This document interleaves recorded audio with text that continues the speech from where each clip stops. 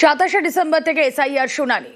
দ্রুত শুনানি শেষ করতে একাধিক পদক্ষেপ কমিশনের। শুনানি কেন্দ্রে 11টি টেবিল, প্রত্যেক টেবিলে রোজ 150 জনের শুনানি। নির্বাচন কমিশনের কি নির্দেশ জানবো, সোমরাজ বন্দ্যোপাধ্যায় রয়েছেন সঙ্গে। সোমরাজ, দেখো, শুনানি প্রক্রিয়ায় গতি আনতে চাইছে নির্বাচন কমিশন এবং সেই কারণে যেটা কমিশন সূত্রে জানা যাচ্ছে, এবার থেকে প্রত্যেকটি টেবিলে প্রতিদিন 150 জন করে ডাকা হবে শুনানিতে এবং প্রত্যেকটি শুনানি কেন্দ্রে 11টি করে টেবিল থাকবে।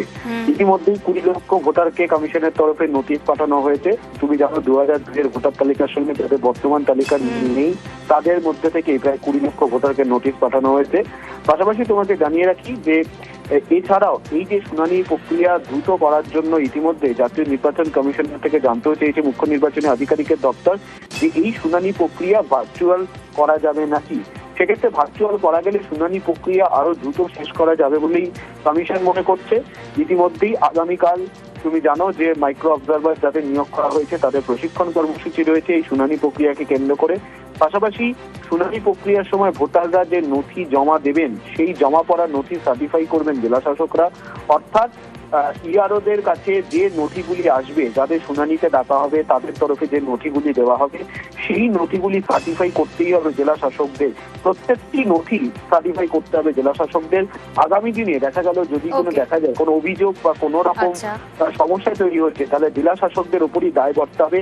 তেমনটাই কমিশনের তরফে ইতিমধ্যে জেলাগুলিকে জানানো হয়েছে। বেশ।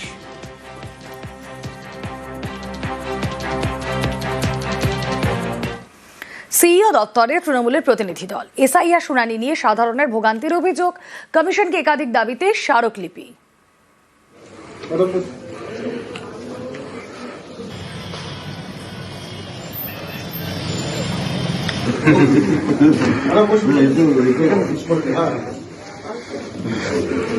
আপনারা হিয়ারিং সেন্টার করেছেন এমন জায়গায় যে মানুষকে 30-40 কিলোমিটার গ্রামীণ এলাকায় যেতে হবে। মানুষ কেন যাবেন? বললেন যে আমরা হিয়ারিং নেব 85 বছরে বাড়িতে গিয়ে, কিন্তু এটাও স্পেসিফিক ইনস্ট্রাকশন আমরা এইভাবে পাইনি। তাহলে আপনারা কেন সিনিয়র সিটিজেন হিসাবে সকলকে ট্রিট করে ওই ব্যবস্থাটা করছেন? তাছাড়া বিএলওদের মাঝে মাঝেই তাদের ওপর এত বেশি আপনারা কাজ চাপিয়ে দিচ্ছেন, হঠাৎ কাজ। যারা ধরুন বাইরে আছে, অর্থাৎ এখানে তাদের এনিউমারেশন ফর্ম ফিল আপ করেছে তাদের গার্জেনরা, এবারে আপনি তাকে হিয়ারিংয়ে ডাকলে সে কি করে আসবে এখানে?